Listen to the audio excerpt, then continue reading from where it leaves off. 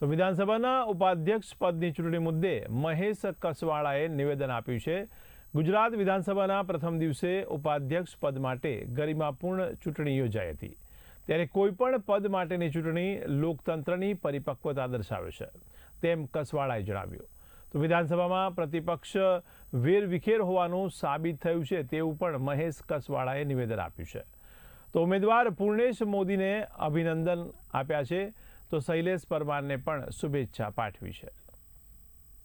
ગુજરાત વિધાનસભાના પ્રથમ દિવસે જ ઉપાધ્યક્ષ પદ માટેના ગરિમાપૂર્ણ પદ માટેની ચૂંટણી યોજાઈ।